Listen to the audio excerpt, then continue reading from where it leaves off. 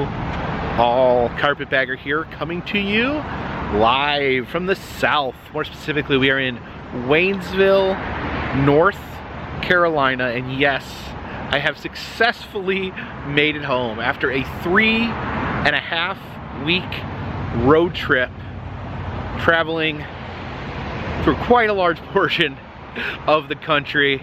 Started out, drove to see the unveiling of the first ever two-headed T-Rex at Hex Joe's Dime Museum in Augusta, Georgia. Drove through the night, no sleeping, made it to the Loveland Frogman Festival the next day, showed up around noon, and from there, some adventures in the Cincinnati region, traveled over to Trans World, where we spent the better part of a week celebrating Halloween and Halloween attractions. It's never too early to start celebrating Halloween. So yes, Trans World, one of my favorite attractions from there. Jetted out to Colorado, where we visited the Frozen Dead Guy Festival, and then racing back east, made it just in time for the March de Nain Rouge in Detroit, the celebration of the demon that curses Detroit. They have their celebration. So yeah, 3.5 weeks on the road. Of course, those were kind of the main events I attended. Lots of roadside attractions, museums, stuff like that in between, but I successfully made it home. And I will be honest with you, I feel like I am on the road. I'm exhausted, but I can keep going. I keep going, I keep chugging along the next destination. And then when I get home, I suffer this massive crash, this massive hangover from the road trip, where I am sluggish. I pretty much hibernate, will sleep for 12 hours at a time, and just have a really hard time going. And of course, you know, I can't just ignore things because I've been gone all this time, and chores and bills have stacked up, so trying to get back into the groove of things. And of course, I'm already looking at the next road trip here in, I think, yeah, less than a week. I'm gonna be leaving on another road trip, so not a lot of rest time. Trying to take a little bit of rest time while I'm down here in Waynesville. I've been spending today running errands. I apparently paid a scammer instead of Spectrum to pay my Spectrum bill, my home internet. Been trying to sort that out all morning. Been in communication with my accountant, trying to get the accounting, the paying accountants. I'll tell you what, being a YouTuber, paying taxes is, oh, did I just call myself a YouTuber? I don't think I've ever done that before. Yuck, I called myself a YouTuber. Working on YouTube, paying taxes can be very, very different, very stressful. But I wanted to show you guys the car. This is Rosebud's first road trip. I bought this car just been about a month, about a month since I bought this car, and immediately took it on a massive road trip. And in the month that I drove her, I think all cars are female, right? Like boats, or are cars male sometimes? I don't know. But this car got so gross driving. I drove through a snowstorm in Colorado. Driving out west, you just got a lot of bugs. You can see the grill there, absolutely caked with insect matter. One time I drove out west, I remember, and I walked out in front of my car and I almost threw up because there was so much insect material hanging off the front of my car. It absolutely smelled like death. And this car was actually way grodier just a day or two ago. When I pulled in to the driveway to home, this car was so gross. I was looking so forward to showing you guys how gross my car was, but then it ended up raining and cleaning off some of it. You can see it's still got a fair amount of crud there on the windshield from the ice, the salt, and the bugs, and just the plain dirt, the dirty roads that I've been traveling. So I figured it's time. There's a car wash over there. We're gonna run the car through the car wash and get it nice and sparkling. But I really wish you guys could have seen how gross it was just a day or two ago. Just put the new license plate on my car too. I had removed the temporary license plate. You can see this is pretty dirty. That's pretty in filth right there. It's all crusty. It's getting dust all over me. And so I put that on. I always try not to show my actual license plates in my videos. Like if I'm filming, I try to park my car in a place where the license plate will not be shown. But I wonder, is that something I need to worry about? Like any cybersecurity experts out there? If I show my license plate, I mean, I don't know, because like I park on the street, I'm out in public, you know, I drive on the road, everyone can see my license plate. So is it like, it's not like secret, but is it like tempting fate to just put it out there for thousands of people to view? I don't know. I don't know. You know, I try to be safe, but like, you know, all my information is out there. Like people, all like the psychos that want to know my information already know it. And I mean, I don't, you know, I figure, you know, you're on YouTube, you put yourself out there, there's no real like hiding, you know, people can know who you are, people can find out your information, but what can you find out from a driver's license? I know the police can run it, probably get some information on you. Can normal people run it? Or I guess normal people might like have a way to run it, or I don't know. What are the dangers of showing your license plate? Not that it's like a big deal. Like I'm not like super anxious to show my license plate to everyone, but I'm like, am I like going out of my way to not show my license plate? Is there any reason for this? Do I need to be worried? Should I just show it? Does it matter? I don't know. You guys let me know what you think. And look at this, I already burned through all my washer fluid when I was traveling Colorado, especially. Just all like the snow and salt on my windows, had to keep scraping it away and blasting it with washer fluid. Already ran out of washer fluid. I think I have some at home that I can put in there, so dismiss that. But look at that, that's my my new mileage. In 1 month, I drove 5,605 miles. That seems like a lot. I don't know. What do you guys think? How much do you guys drive in a month? Because that is about how much I drive in a month. It has been kind of a particularly busy month with the road trip and traveling out west and going pretty far distances. But yeah, I just wanted to, because I do get asked a lot what my odometer reading is. That's what it currently is as of today, 5,605 miles. So here is Laser Wash Touch-Free Express, this car wash in Waynesville. I guess this isn't the kind of car wash I really like. I really like the longer ones that are more like a ride. This is kind of small. You kind of just pull your car in and then it washes around you. But I don't know, I need to get it clean, so we're gonna try this one out. All right, let's see what kind of wash we want here. There is Express, which is $6, Premium, which is $8, Ultimate, which is $10. Now you'd think Ultimate would be the top. I think that's the definition of Ultimate, is nothing can be better. But there's actually Rain X, which is $2 more.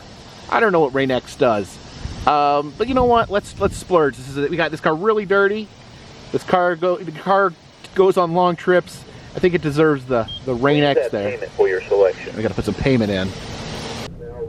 Okay. All right, there we go. We got the green light. So this is pull in slowly.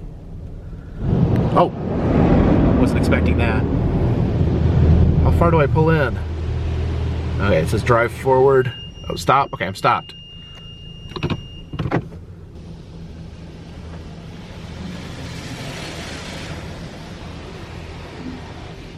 Yeah, I still think car washes are pretty relaxing. Like I said, I like the ones that pull you better because it's more like a ride. But yeah, just the sound and smells of the soap and water washing over your car.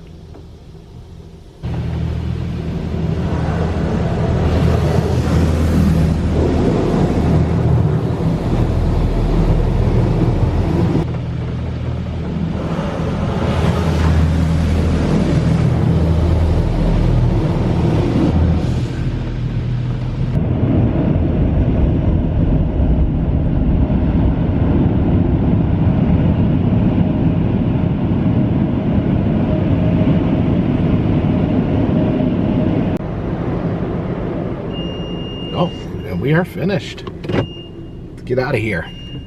Person behind us wants a car wash. All right, so looking pretty good. Although it does seem there is still some bug intestines encrusted to the front of the car. I don't know if there's just maybe no getting rid of this. I guess my car will just permanently have a beard made of dead bugs. So yeah, today's kind of a day trying to get caught up, trying to get bills paid, trying to get all my home stuff dealt with, or at least starting to dig into home life. And yeah, it's a difficult transition. Just going on the road. I always find it difficult to like transition back to being home. I always get really tired. Like I mentioned, I go into like a hibernation where end up sleeping long periods of time, just trying to I don't know, just running on the road. It's almost like just like that adrenaline of just keep going, and then you crash. So the road trip hangover once you get back. But yeah, as far as like paying bills and stuff like that, I found out today that apparently I got new internet at the house. I got internet through Spectrum. I called to try to set up auto pay about a month ago, and what happened, I'm still trying to figure out what had happened, but apparently I looked up their phone number online on Google. That was apparently a mistake, because whatever number I called was not Spectrum. It was someone else, and they told me that I think they said they were anyways, I paid this person that said they were Spectrum. They were not Spectrum, and I was calling Spectrum this morning. They said that they had received the payment from this other person, but that it had been denied. I don't know. I'm trying to figure out how this scam even works, but I've been on the phone with my credit card company trying to straighten things out. Be careful. Be careful when you're half asleep trying to pay bills, that you don't call random people and give them your credit card information. It just feels like no matter what you do nowadays, there's someone trying to scam you. Speaking of scams, I just want to touch base on the Ace car rental fiasco that happened in Colorado. If you want to know the deep details, you can watch the 2 videos I made on the subject. But you know, essentially, through unscrupulous marketing or whatever, they charged Jen a whole bunch of stuff that was optional, but they charged her anyways. When she tried to argue, they were demeaning, you know, and very aggressive, and then still basically refused to take the charges off, even though they were optional. I talked with, you know, with corporate. The corporate guy I finally got to, I called the main manager. He was extremely rude to me. I called the corporate guy. He apologized. He refunded all the additional charges except for the initial charge, and he apologized profusely and said that they would, you know, he'd give me a discount on any future rentals through Ace, which won't be necessary because I'm never using Ace again. They did give us our deposit back. They did remove the charges. But I don't know, I know some people left comments that were kind of interesting, where they said, like, you know, is this still like corporate policy where they, you know, treat you poorly, they bully you into things, and then only after you go to corporate do they backtrack and say sorry and give you all that? Because, you know, what I was thinking is, you know, fortunately, you know, when I could afford to pay the additional $300 in fees. By afford, I mean I had the money in the bank. Like I was actually able to make the to make the payment, even though it was like ridiculous. Plus the added charge. It was like, yeah, it was like $500 of unexpected charges. Like, I don't know, like a few years ago, that wouldn't have been the case. I would have walked in there and I would not have had the ability to pay. I wouldn't have had an extra couple $100s to pay that. So I really bothers me, like, how predatory that is. People are vulnerable on vacation. They come off the airplane, they're tired, and are taken advantage of because, you know, and you know, people that don't have the money are attracted to these discount car companies because they charge less. I know some people criticized me saying it was my own fault, you know, because I went through Priceline, because I tried to save money. And, you know, that's not 100% false. Like, I was trying to save money. That's why I got ripped off.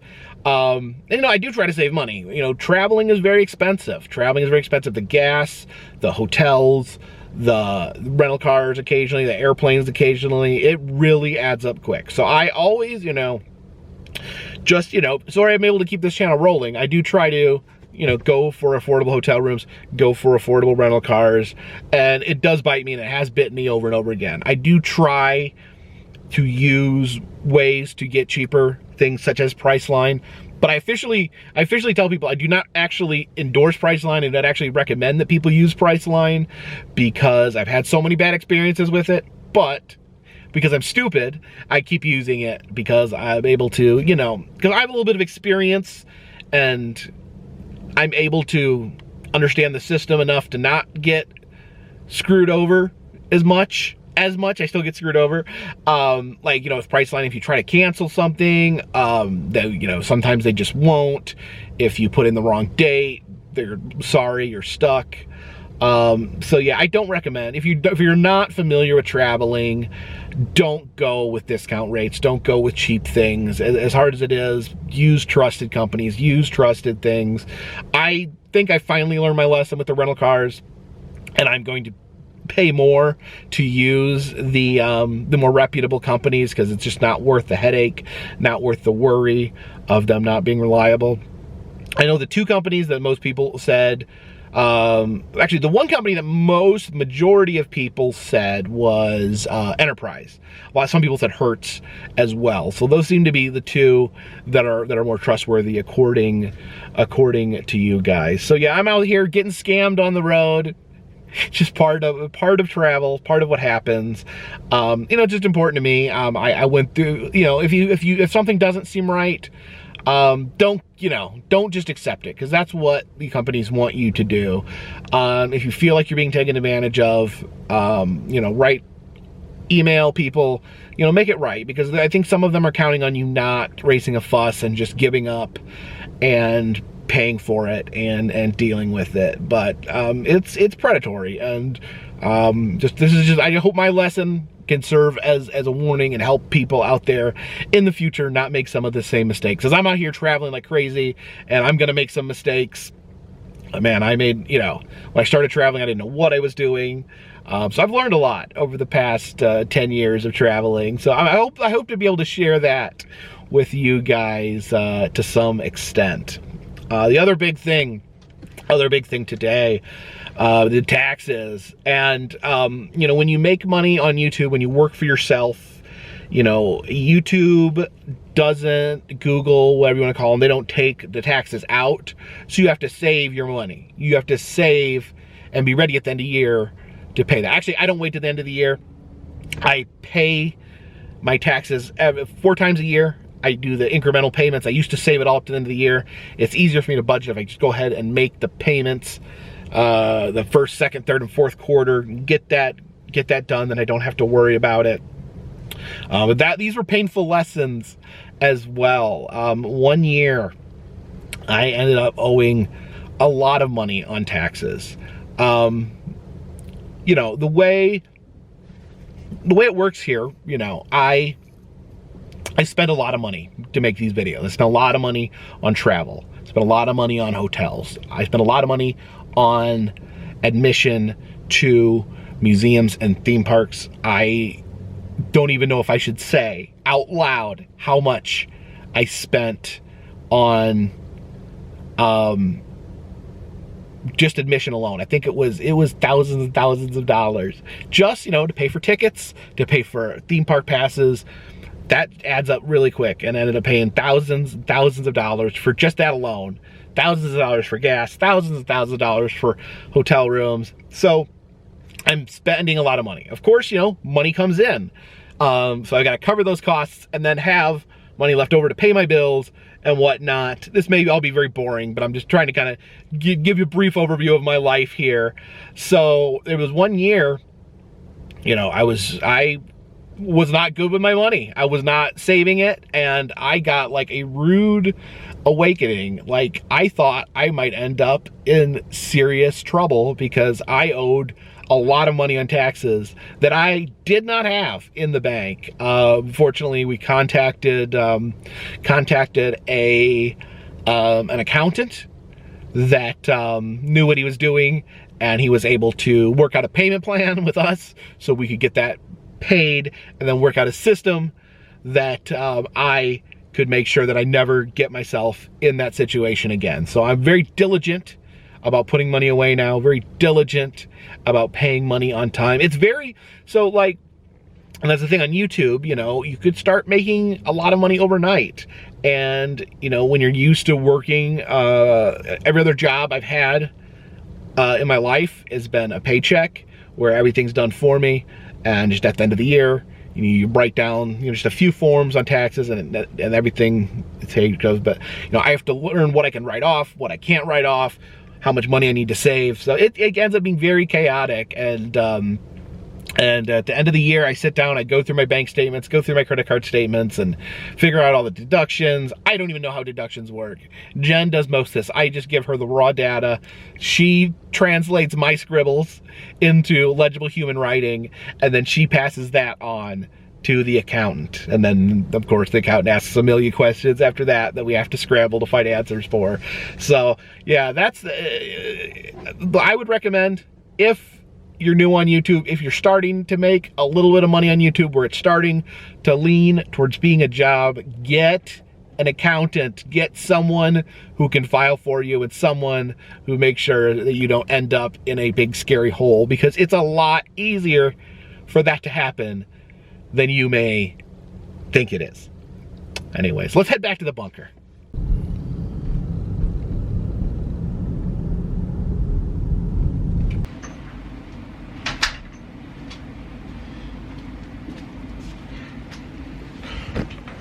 Well, hello there. We have made it back to the safety of the bunker. And yeah, I'm still trying to figure it out, guys. I'm still trying to figure out the balance on this channel between the balance of myself between work and travel. I love doing these big long road trips, but I also need some time to myself. So I don't know. You know, I may need to take some more days off. I've come to the conclusion. I'm trying to figure out. You know, I like to post every day when I'm on the road, when I'm traveling. I like to post every day and you know, showing you guys my day-to-day progression. But then when I get home, you know, I realize I need to take a few days off. So I don't know. I'm still working on it, still figuring it out. Oh yeah, I just see this here. This is a broken camera. Which broken camera is this? This is a broken camera I broke on the roller coaster at the Florida State Fair. This is not my most recent broken camera, because I finally found, this is the G7X, the G7X Mach 2. This is the camera I use. And it was really hard to find a replacement. They were going for, it's about a $600-700 camera. It was going for $1,000 on Amazon. So I'm like, why is it? Because there's like a shortage, so it's hard to get. And so I found one. I was checking B&H Photo, if a website that sells photo equipment, and they had a little date on when they were expecting new ones in. So I clicked on that, and they actually had them in stock for like $700. So I bought one, and it did not last the trip. It lasted less than 30 days. Very foolishly, 100% my fault, broke it. I was trying to balance the camera at the City Museum. It was at the City Museum, actually. I made a stack of like foam Lego blocks, and I was trying to set it up to film myself, and the stack of foam Legos collapsed and bent the view screen on the camera. Now it was still able to be filmed, still able to use, but it drove me crazy. This was all like hanging and floppy, and I don't know, I'm particular. I like the camera to work the way it's supposed to work, to fold the way it's supposed to fold. This one doesn't fold either. So I went and I I went back to another camera that was kind of, and I'm so picky. Like, no one has complained about these cameras not looking right, but I know that there's, like, you know, spots or dead pixels or things like that. I'm really particular. So I finally broke down. I was like so embarrassed I broke this camera so soon. I didn't even mention it in the video. I just wanted to forget it. But I'm gonna be honest with you guys, I broke a $700 camera in less than 30 days. Dang it. So I don't know. These cameras, like I said, they're getting harder to find. So ask, you know, the more technical minded of you, is there a camera that I should consider transitioning to? Is there a camera? Main reason I use this, my iPhone does a pretty good job of recording. However, the sound is not good. Like, it can pick up my talking, but if I'm talking to someone else, the sound isn't good. This picks up sound pretty good. And then this is really good in low light. This is great for filming haunted houses, great for filming on dark rides. That's the reasons I use this. If there's another camera that can suit my needs, that is not as hard to find, please let me know. I'm willing to switch. I just need to know that it's gonna meet my needs, and I really want the really strong low light camera for haunted houses and dark rides, and that's why I've been sticking with this, and that's why I'm like trying to hunt them down, and it's becoming more and more stressful. So I'd love some advice. Also, I heard about this new thing.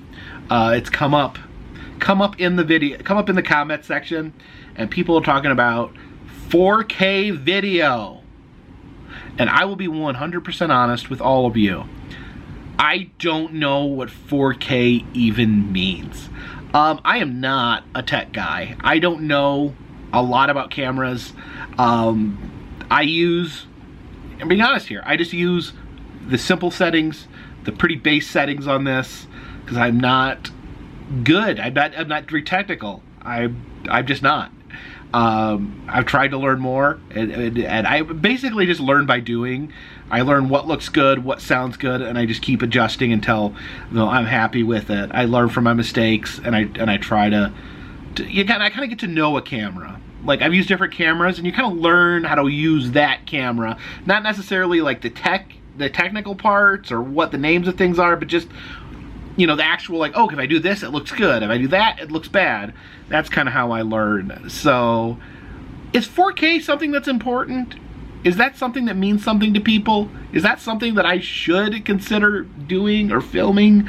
I don't seek out 4K things because I seriously don't know. I mean, I could be behind the times here. I may be missing out. Please let me know. What is 4K? Why should I care about it? And should I somehow use that in my videos? I'm sorry if this video is just going everywhere. It's just like all these things in my head from traveling and just trying to guess let everything out now that I'm home, now that I'm just having time to think to myself. I'm just letting all this spew forth from my mouth. And here are pennies. Now, I have declared 2024 to be the year of the pressed penny on the Carpetbagger channel, and here are all the pressed pennies from this recent road trip, including these amazing pressed quarters from the Corn Palace. Yeah, I've learned for this trip just about every single place has pressed pennies. We have Ripley's, Wisconsin Dells, the new Ripley's. We have the Carhenge there. These are all from the City Museum. There's the Mount Rushmore pennies, the Green Giant Museum there. There's Entertainment Junction. Of course, this is the Dam Store in Loveland, Colorado. Some Spam Museum pennies. And also, I've also just started collecting some tokens as well. If places have like unique tokens, I may keep one. Here is the Kaskaskia Dragon, the fire-breathing dragon, on the way to St. Louis. And these are from Third Man Records. in Detroit. So yeah, I'm probably gonna, like I said, I'm gonna try to get as many pressed pennies as I can this year. I may be getting in over my head because this is just, I came out with just a very, very large amount of pennies. You just see there all those pennies. And look what was waiting for me in the mailbox when I got home. I got another mysterious package from Epic Universe, Universal Studios. It's the How to Train Your Dragon Isle of Berk. Now I brought out the Chronos here. They sent this to me. This is the main gate to Epic Universe. It's got the Celestial Gardens medallion in. And I guess this is the gateway here to the Isle of Berk. And there is the medallion for the How to Train Your Dragon Isle of Berk section of Universal. Now, I need to watch this movie because I have not yet seen How to Train Your Dragon. I know Jen really enjoys the movie, but they sent these out. I was lucky enough to receive one, and they've made some announcements on the different attractions that are actually going to be in the Isle of Berk. Alright, so if I remember correctly, you gotta turn this medallion here, and then you can remove the glass, and we can add the new medallion there to the Chronos. There you go. Looks like we got 3 more medallions to receive. So yeah, really excited about Epic Universe. Definitely looking forward to it. They've been sending me these medallions, and hopefully when it opens up, maybe they'll invite me to come take a little peek. But yeah, very excited about Epic Universe. They did release, I think, as they sent out these medallions, they released more information. They're kind of slowly releasing information about the different lands. And I was just reading about the Isle of Berk. Apparently there's going to be a couple rides. There'll be a roller coaster, like a family roller coaster. That's going to be called Hiccup's Wing Gliders. They're going to have the fire drill, which looks like it's going to be like one of those boat rides where you spray people. Those can be really horrifying. Dollywood used to have this one of the spraying boat rides where you like spray people on land, you sprayed other people in the boats. So yeah, that may be kind of soggy, but I mean, it's always interesting. I really like where they're going with Epic Universe with all the immersive theming. So all the stuff is really cool, and exciting to see kind of the twist and theming that Universal is going to put on these. The Dragon Racers Rally, a new ride. It's kind of like a flying ride. I rode something very similar. The Lost Island theme park out in Iowa. It's really a cool concept for a ride, and the look is it'll be cool to see what Universal does with it. So yeah, looking forward to Epic Universe and looking forward to the Isle of Berk. I need to do my homework and actually watch that movie. And since we're kind of doing a roundup, since I'm doing a kind of a brain cleaning session, there's something I wanted to talk about. You can see my collection of Muffler Men and Giants here. All these are real statues along the American roadside, and today we're going to talk about this guy right here. Yes, this little bobblehead.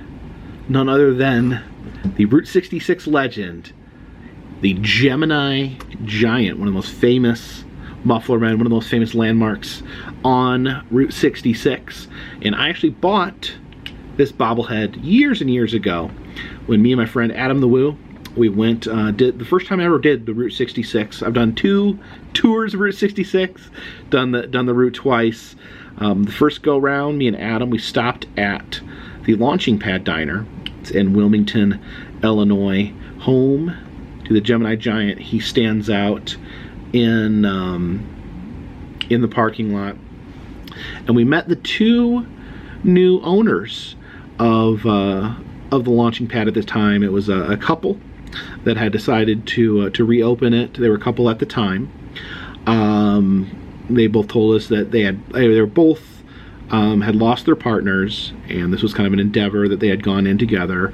It was really promising. They were really just the nicest people. They were giving, it looked like they were really giving it all. They were in it the right reasons. They were very inviting. You know, they weren't selling food yet, but they already had lots of cool merch. I bought a t-shirt, and I bought this bobblehead from them. And I stopped by the launching pad a couple times in the upcoming years, and never caught it open. You know, a lot of the stuff is seasonal. Oop, dropped his missile. A lot of stuff is seasonal on Route 66, so you know, I figured maybe just caught it the wrong time, whatnot. And I don't want to get too much into other people's personal life or personal drama, but for whatever reason, the couple they split. You know, they separated at some point. The woman Holly became the sole owner of the launching pad, and as delicately as I can put it, she was clearly struggling. She was clearly struggling with something. She would park her car in front of the Giant so that people couldn't take good selfies. She would post very angry messages on social media. You know, she would talk about conspiracy theories. She would paint, you know, write conspiracy theories on the fencing, on the wall.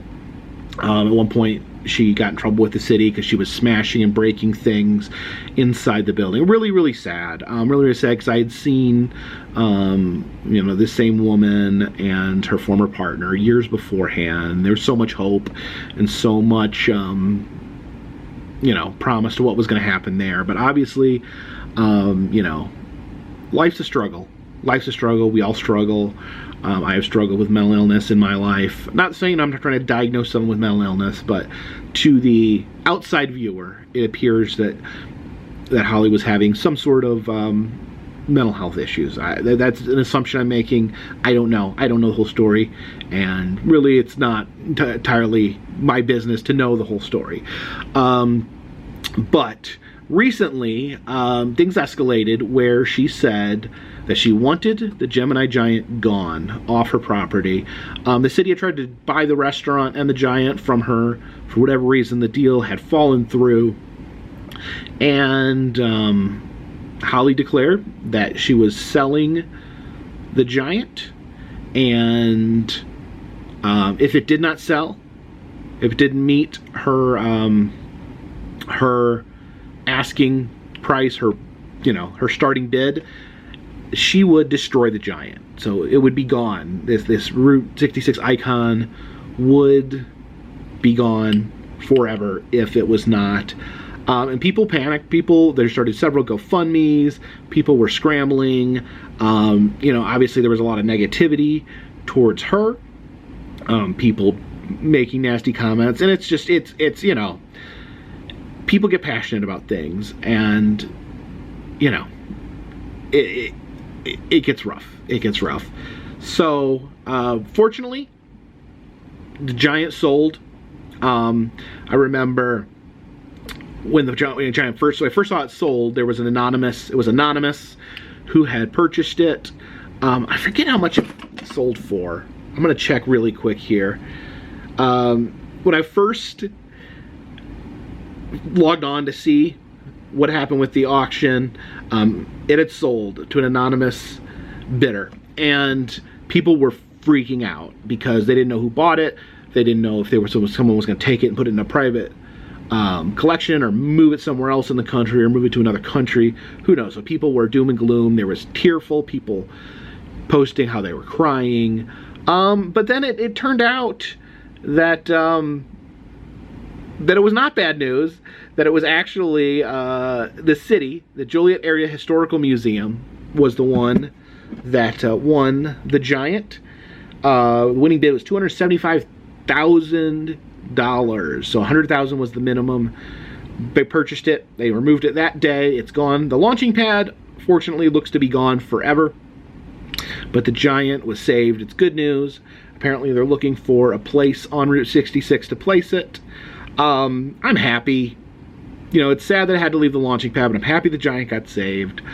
I hopefully Holly can find peace. Hopefully maybe removing this from her life will somehow give her more privacy and give her the ability to hopefully work out whatever struggles she is having, you know, apart from Route 66. So hopefully, I try to be positive. I think it's a win-win.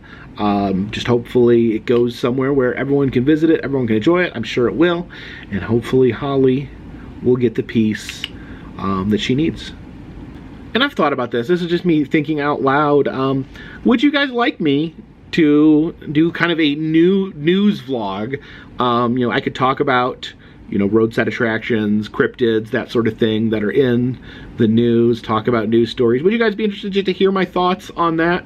Or is that not something you guys care about? I thought, you know, maybe I could do like a weekly roundup where I could talk about, you know, roadside attraction news, theme park news to some degree. I'm not gonna encroach on anyone else's area of expertise. You know, maybe, you know, more specifically, you know, to this channel, like dark rides, that sort of thing, you know, stuff that I focus on in this channel that I would talk about. And yeah, maybe, I don't know, just an idea, throwing that out there into the universe and seeing what you guys think. Now, I do got some other mail here that showed up in my P.O. box. I do have a P.O. box. I know sometimes people ask if I have a P.O. box. I do. It's P.O. Box 932, Waynesville, North Carolina. Again, I don't need anything. So, like, you know, I'm not asking anyone to send me things, but I have had people ask if I have a P.O. box, if they wanted to send some art or some things like that. So I'm not asking for anything. Don't send me anything. I don't need anything. But if there's something that's important to you that you'd like me to see, then it's open. I'll just leave it at that. But I don't know what any of this is that I got today. So I'm just gonna open this here. Let's see if I have something sharp or remotely sharp here in my desk. Something that you can open mail with. Okay. I got this tiny screwdriver set. You could probably open mail with this. So this is from Colt 33 in Las Vegas, Nevada. Huh, I don't know. I don't know. I don't know what this is. I don't want to ruin it or mangling it. Oh, look at that. It's me. It's me as Frida Kahlo. Oh, wow. All right, so just reading the letter here. This is from an artist collective, Colt 33. They sent me some of their stickers as well there. See the Doom buggy there. That's so nice. And so what they sent me here is the Carpet Kahlo. I know this was inspired in my video. I put my face into the Frida Kahlo photo op at Epcot. And so this is their rendition. Amazing. This is by There She Is Art. And then this is the 80s Carpetbagger poster by You Killed Me First. And that's, oh my gosh, that's pretty great. This is from the 80s museum in Wisconsin Dells. Went to a few years back. There I am, all 80'd out. And then this really cool Disney Castle poster as well by You Killed Me First. Thank you guys. That's awesome. All right, got another box here. Again, if this ends up, oh, this is from Artomat. What could this be? Like Artomat, like the they take the old cigarette dispensing machines, and instead of dispensing cigarettes, they dispense artwork, and they sent me a package. All right, so this cool box here. This is Artomat, and what is inside? What's this? Oh no! I dropped pins.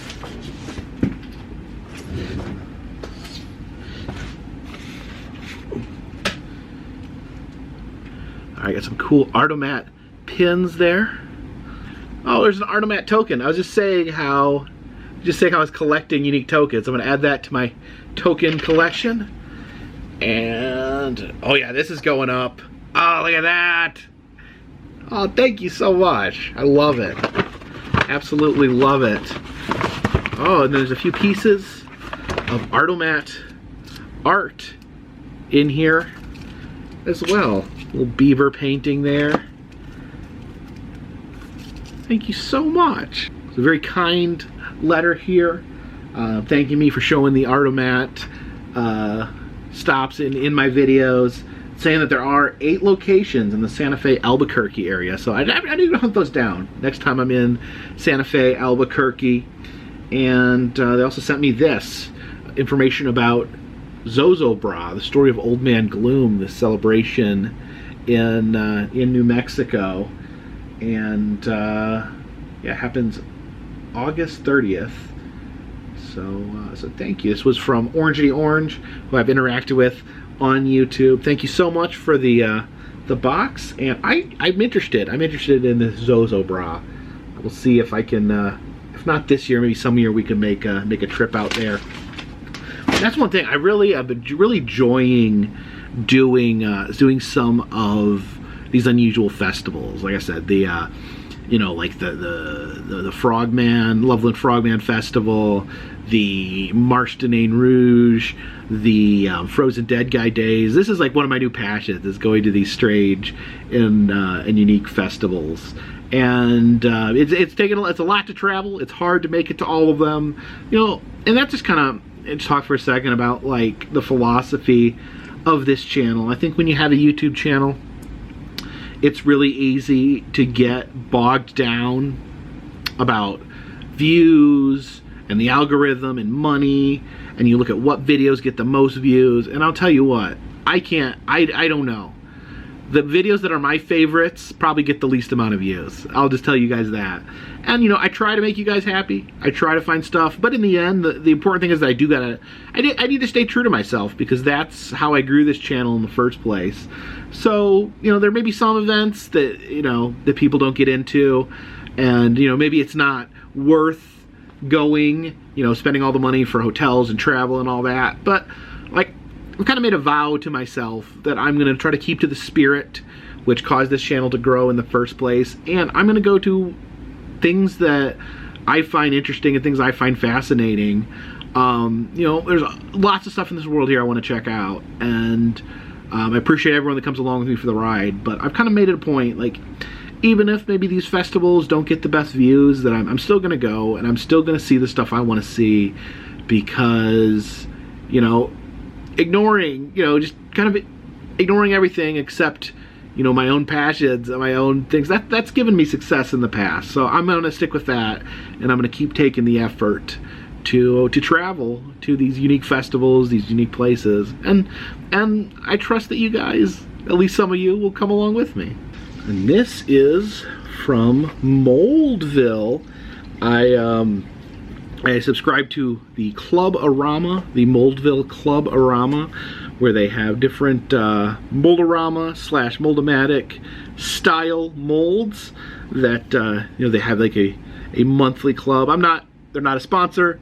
I'm not having no sort of deal with them other than I pay for it because I like it. And they've been doing molds they've been doing molds that were not intended to be Moldaramas. They're basically, these are molds that predate actual the actual Moldarama machine. So these are like molds that are used for like maybe making toys, like metal casts and things like that. And they're retrofitting them on into the mold machines. And what do we got this month? Oh, be very careful, I don't want to break it. Oh, we have a little drunken man on a light post, I think. Or maybe he's Uncle Sam. I don't know why he said he was drunk. He's got a gun, he's got a rifle. He's got long pants. Oh, he's got a cannon. And some cannonballs. I think it's Uncle Sam. Sorry, Uncle Sam, I don't know why I said you were drunk. You should never accuse someone of being drunk if you have no evidence. But yeah, I think that's Uncle Sam there. So this was never intended to be Stamp Moldville, never intended to be like a Moldarama or a Mold-O-Matic, but they are using their machines to use old molds that were meant to make other things and using them to make Moldarama. It's really exciting. I'm a huge fan of the Moldaramas, the Mold-O-Matics, and really sad that the Universal doesn't have theirs anymore, because that was really fun keeping up with the Universal collections, but that's no more. So I'm starving for new and unique molds, so having to go through Moldville to get that. All right, got one more box down here. One more box. I shouldn't shake this. I don't know what's in here. All right, so this is a housewarming gift from Coaster Trek. So thank you, and also some suggestions here on some future places to possibly visit. Oh, look at this. It's a Disneyland birthday hat here from 2000. Also, fun stuff in here. Oh, they like these little guide maps. What is this from? 2005. Oh, this is a guide map from 2005. Hong Kong Disney. Oh, it looks so quaint. So again, I want to thank everyone that sent stuff. I mean, if you want to send stuff, I have my PO box open again. Don't feel the need to send anything. I have my needs met. But if someone, if there's cool art or something you guys just wanted me to see, wanted to make sure I saw, I promise I will see it. I will open it. I can't guarantee, I don't want people to get disappointed if I don't show it in the videos. I can't guarantee that I'm going to vlog every mail, that piece of mail I open, but if I may throw it in a vlog, or I may not be able to. So just be aware of that. I'm trying to think if there's anything else in my brain that I wanted to get out today. Back at the house, me and Jen are still kind of cleaning up, getting rid of some old stuff. We rented a dumpster.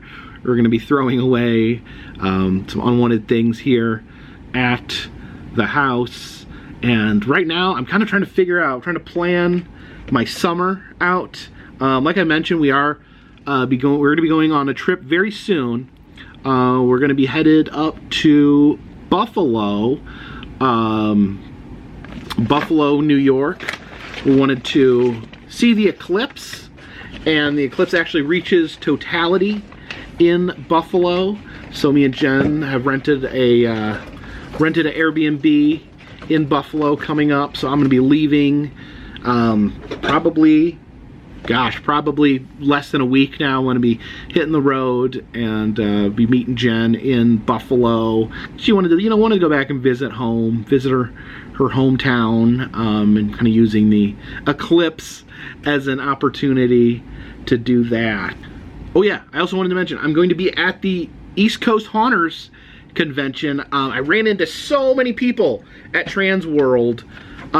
People I knew, people I've met doing haunts, people that enjoyed my videos. I wish there was so many cool people there, so many people I wish I could have spent more time with, but alas, there was only so many hours in the day. So hopefully I get a chance to say hi to some more people at the East Coast Haunters Convention. It's going to be April 25th and 26th.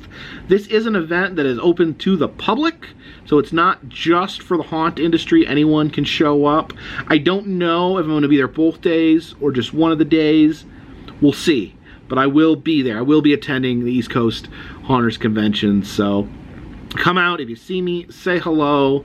I'm completely happy, shaking hands. If you want a selfie, I'm cool with that. So I know some people get nervous I get nervous too. I get nervous because I'm a shy person, but it does make me feel good to meet people that appreciate these videos, that appreciate what I'm doing here. So don't hesitate to come up, ask for a handshake, ask for a selfie. I'm happy to say hello and happy to meet new people. So East Coast Haunters Convention, I'll see you guys there if you're planning on being there. Got some other stuff cooking up. I'm starting to look at when state fairs are going to be occurring, because I'm going to plan on trying to do as many state fairs this year as possible, because I love doing the state fairs. I'm trying to visit all 50 of them. I'm doing my best. You guys seem to enjoy the state fairs, so that's going to be a big focus this summer and fall. Haunt season, I don't know, is it too early to even talk about haunt season? We'll maybe push that back. We'll talk about haunt season at a later day, but actually maybe not. If you're a haunt and you want me to come to your haunt, it's probably good. It's a good idea to get in touch with me now before I am completely booked up and do not have any more dates that I can visit haunts, because it's going to be a busy October and September. It always is. So if you'd like me to come to your haunt, email me. My email's in the description of the video. Email me now, and let's try to set it up now. I don't know exactly what cities I'll be in. It just depends on what I can maneuver, but yeah, haunt season begins now in March. But it is March, right? Yeah, it's March. All right, so thank you so much. Thank you if you actually stayed through this entire rambling, nonsensical video. Tell them, leave a comment about Clark in the comment section if you stayed all the way to the end of this video. Appreciate you guys so much. Thank you for letting me do this crazy adventure that is my life. I wouldn't be able to do it if people weren't watching, and it means the world to me that people are watching. So thank you so much. If you like these videos, please subscribe. At some point, we're gonna reach 1 million views. Let's try to do it. No, we're never gonna reach 1 million. I meant to say sooner or later we're gonna reach 500,000 views, because I don't think I'm ever gonna reach 1 million, and I'm okay with that. But trying to reach 500,000, if you guys subscribe, that helps me out. Thumbs up help me out. Comments help me out. Sharing helps me out. If you want to do those things, it'll help me out. If you'd like to help support the channel other ways, consider Patreon, Cameo, Etsy. I'm going to look at trying to get some more stuff in the Etsy shop, some non-pin items, to see if you guys like that. But add that to my list of 1 million things that I need to do. And, of course, all those things help keep this train on the track, this boat in the water, and this dirigible in the air. Till next time, my friends, this one's in the bag.